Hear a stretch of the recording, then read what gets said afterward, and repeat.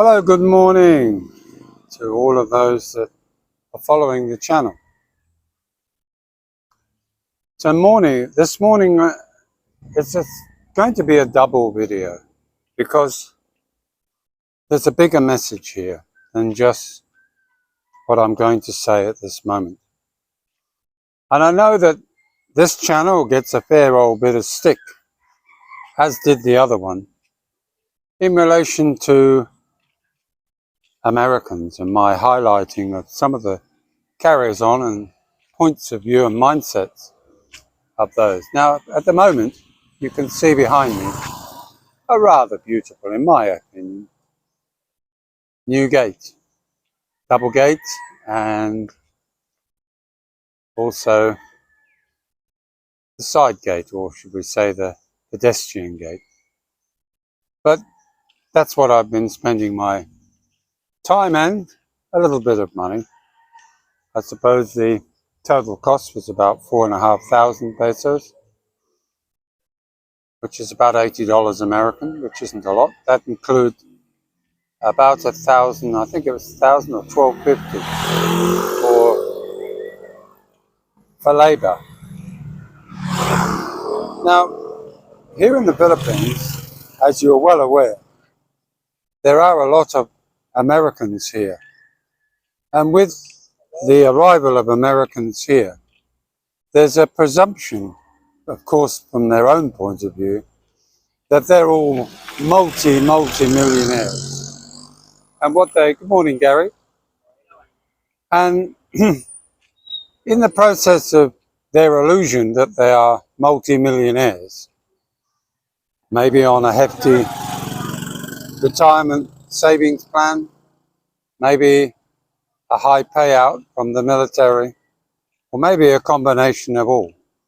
There's no doubt that Americans, from the perspective of many other countries, a lot of them do get paid astronomical amounts of money compared to the majority of those who retire here in the Philippines from other countries. And with that comes a problem, because believe it or not, guys, you Americans are followed religiously by young ladies dreaming of the opportunity to be taken to the big smoke, New York, California, Texas, wherever. And in doing so, they have a false impression of your life before you arrived on the shores of the Philippines. Not all Americans, and I will emphasize that, not all Americans are stupid enough to go out and tell everybody on video and create this image that they're multi-millionaires. Why? Because they're sensible, level-headed gentlemen. They're quiet-spoken. They don't hang around girly bars. Sure, they might have an evening where they're sharing a beer with one of their colleagues in the street. But also, they're of more sedate lifestyle. They're looking to downsize. They're looking to have a life here in the Philippines with hopefully a good partner who will support and be loyal to the wishes and desires that the family need to have as a backbone in their daily lives here on a fixed income. Unfortunately, those that brag from the mountaintops or try to impress us all with their travels, their wealth, the fact that money no problem. And there's a few already that are popping up on YouTube channels again, who do nothing but complain, do literally nothing but complain about this or that, can't buy this kind of food, can't do this, can't do that, can't find that, can't live without Costco. These are the crazy ones. These are the ones that are living in Gaga land. They're not the sensible Americans. I'm sure there are Australians that fit into that category, but you very rarely ever hear of them or see them.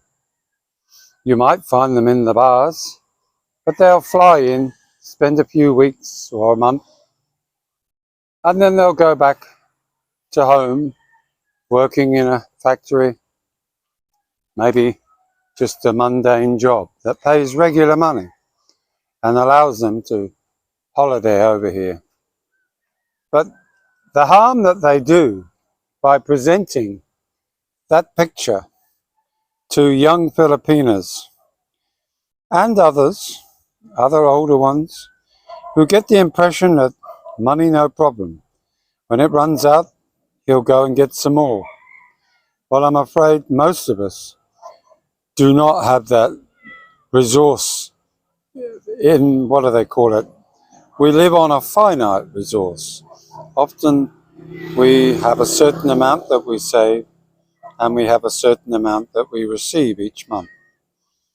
And to present the image that we are unlimited multimillionaires where we can go online and bring in another couple of 100,000, maybe 500,000 pesos any day of the week, is the wrong image to create to those here naive enough to believe that your story is true.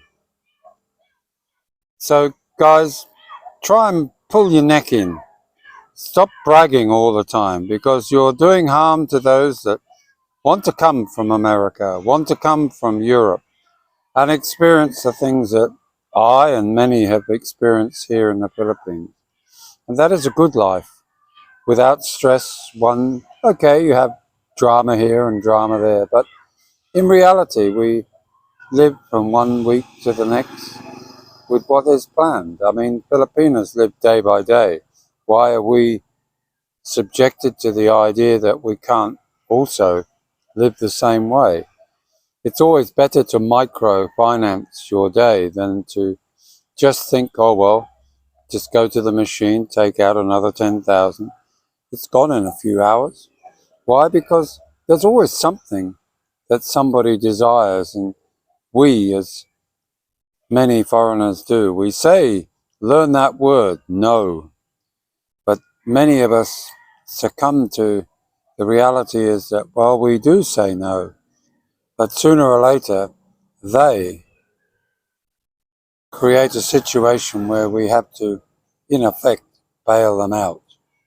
So that's my first thought of the day. I would encourage you to watch the whole video so that you get it in context. Don't just watch 2 minutes and say you think I'm talking a load of bollocks, because that's the kind of person that it just doesn't get through to. So if you like this video, don't forget to like, share and subscribe, and give us a thumbs up.